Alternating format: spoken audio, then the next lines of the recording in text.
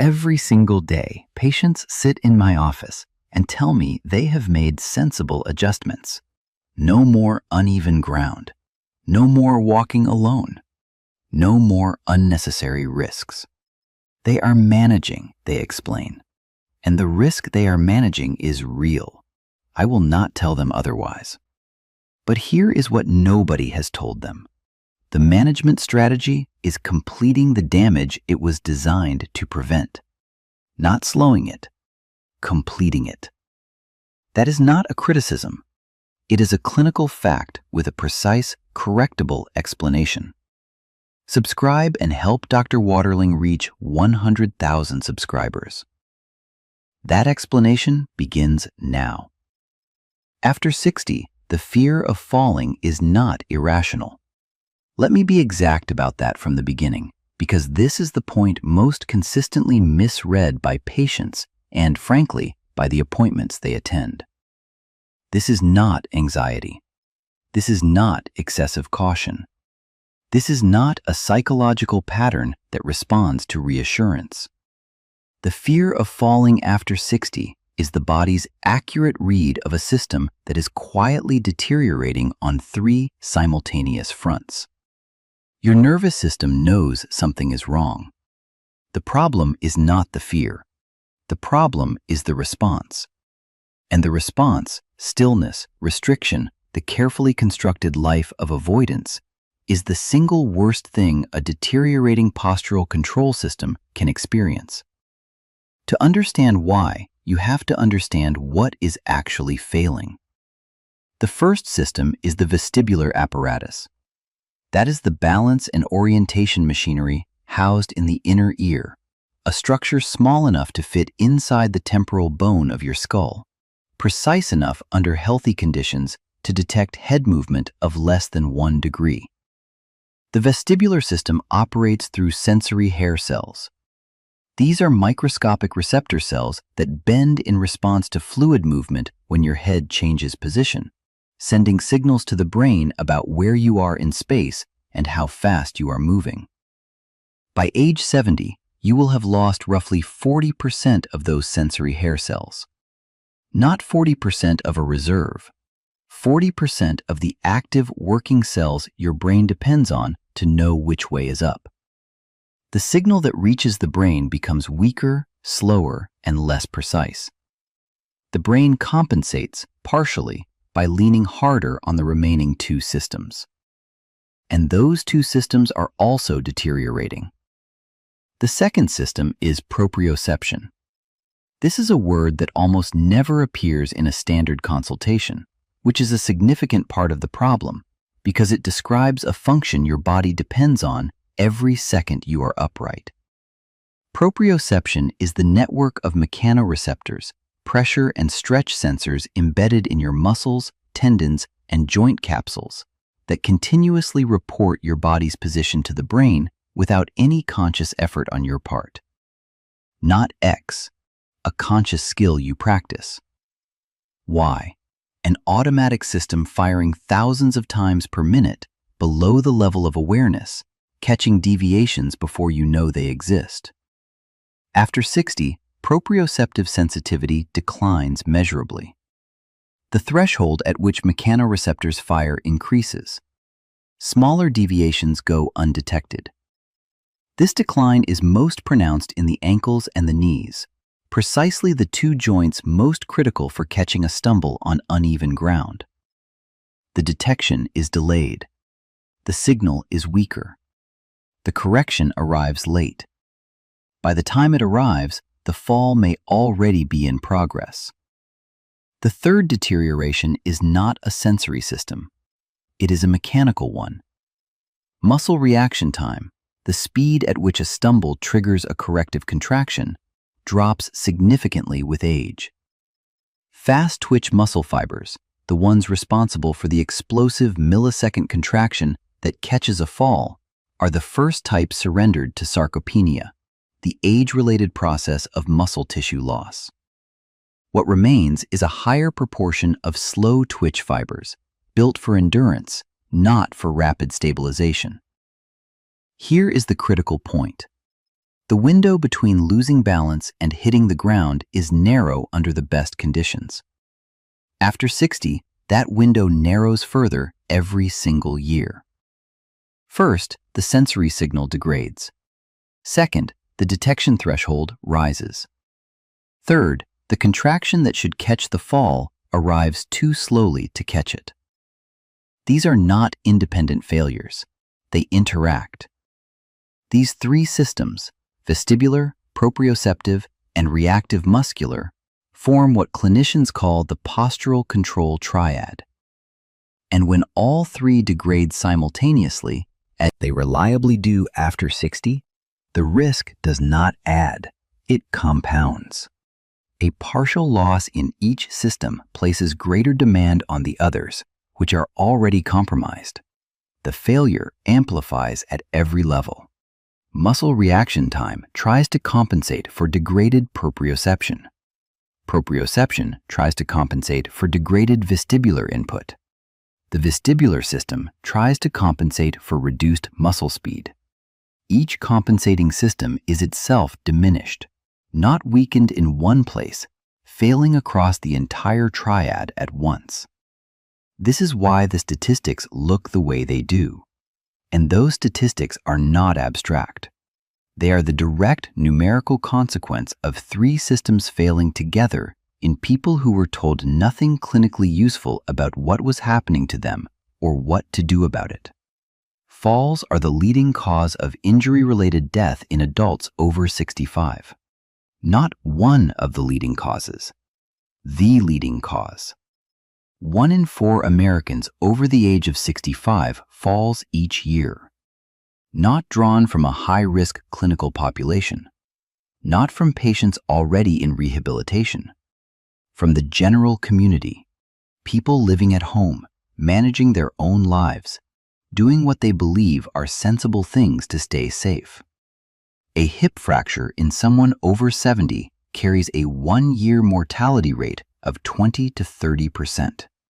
Not from the fracture itself in most cases, from the cascade that follows. The surgery, the immobilization, the pneumonia that develops in a body that cannot move, the muscle loss that accelerates during weeks in a bed, the cognitive decline that follows extended hospitalization in an older adult. Not an event, a sequence. And the people most at risk are sitting quietly at home, having decided that staying still is the safe choice. Here is the critical point. The decision to stay still is not a neutral one. When the fear of falling leads to restricted movement, fewer walks, shorter distances, avoided stairs, eliminated uneven surfaces. The body reads that restriction as a signal. Physical demand has dropped. The systems that respond to physical demand begin to downregulate. Proprioceptive sensitivity, which is maintained by varied movement across varied surfaces, dulls faster. Vestibular compensation, which improves with balance perturbations and head movement challenges, receives fewer training signals. Fast twitch muscle fibers, already being lost to sarcopenia, are lost faster when the demand that slows that loss disappears. Not slowed, accelerated. The postural control triad deteriorates at an increased rate. And then the fall happens, inside the carefully restricted, supposedly safe environment. And the fear deepens, and the restriction tightens further. This cycle has a clinical name: disuse-induced deconditioning. Movement is the only stimulus that slows the decline that movement avoidance accelerates. The cycle has a second dimension that is almost never named. Fear of falling changes gait. First, people shorten their stride. Second, they widen their stance. Third, they slow their pace.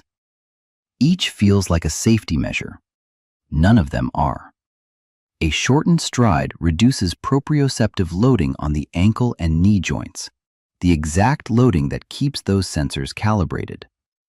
A widened stance shifts the body's center of mass in ways that increase instability on uneven surfaces rather than reducing it.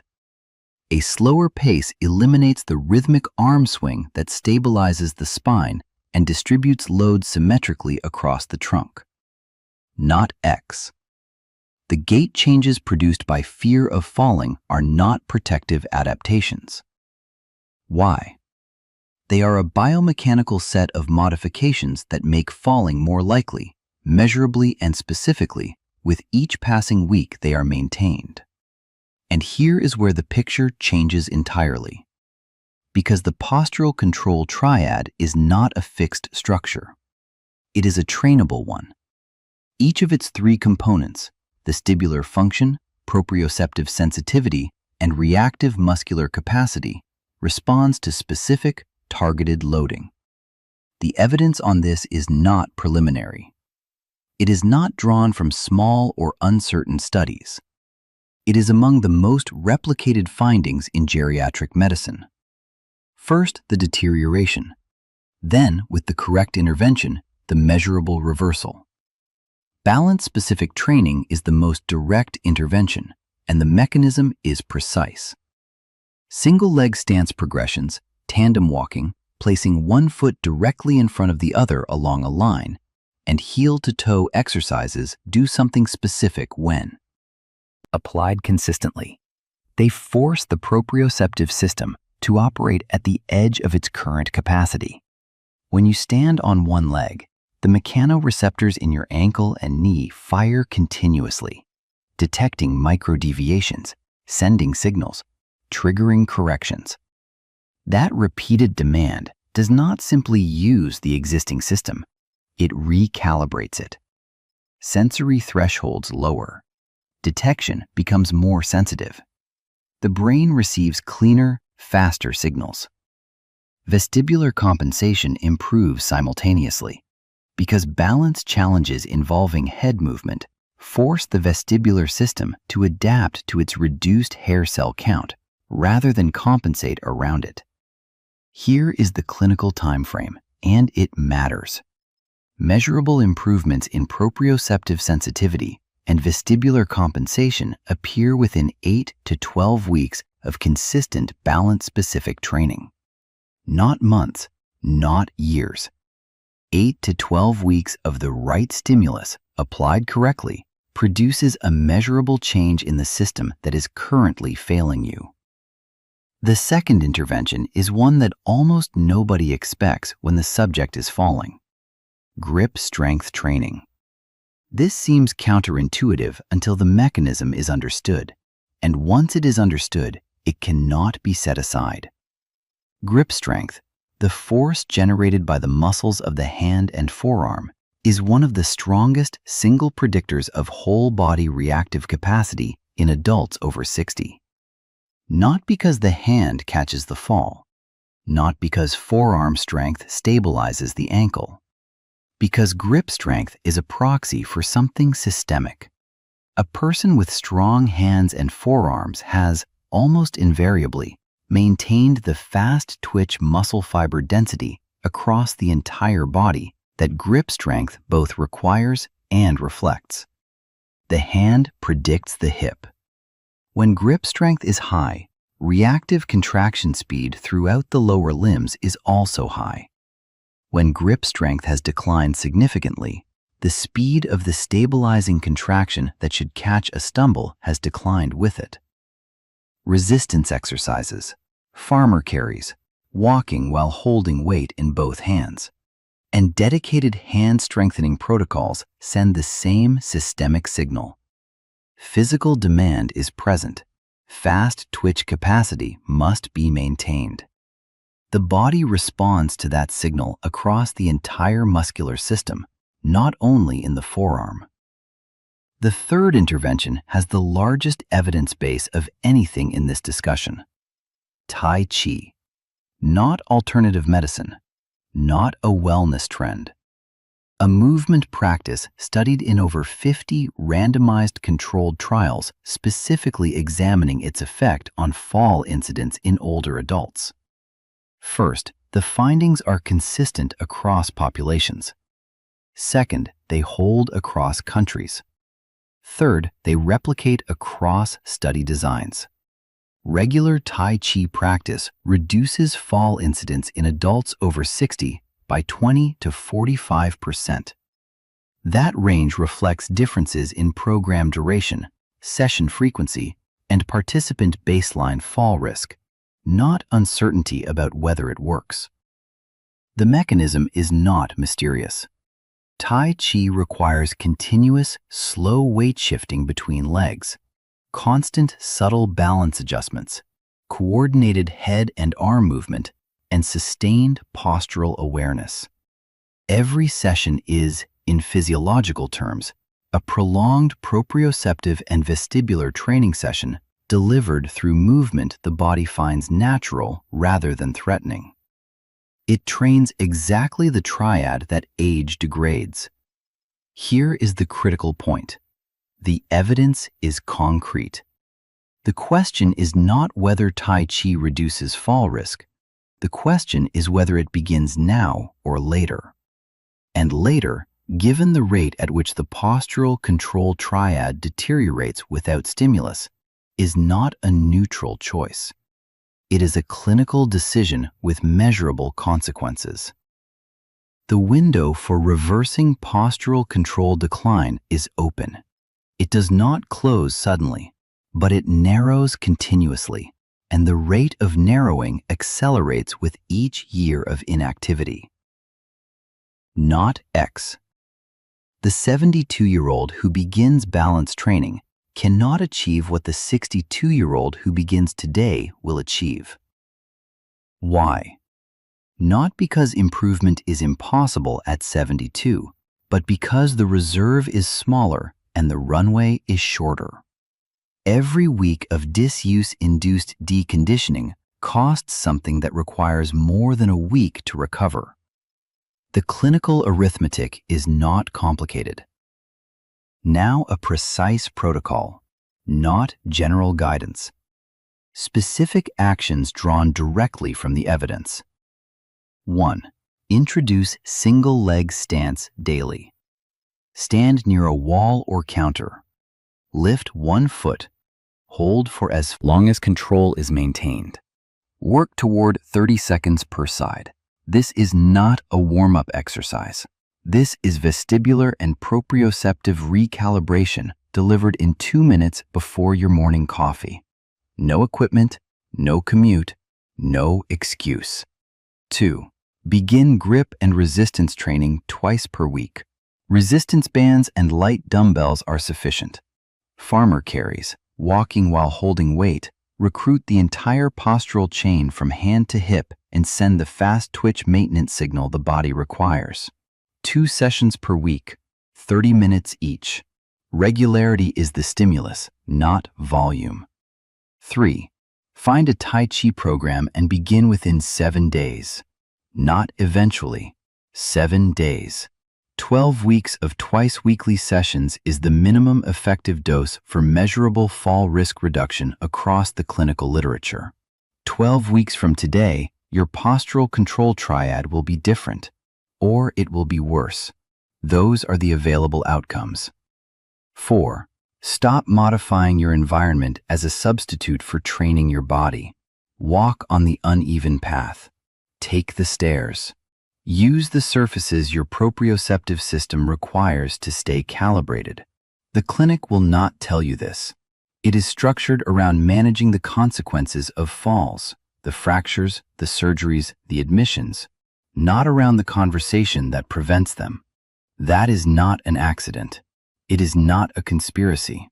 It is simply how a system built on treatment, not prevention, operates.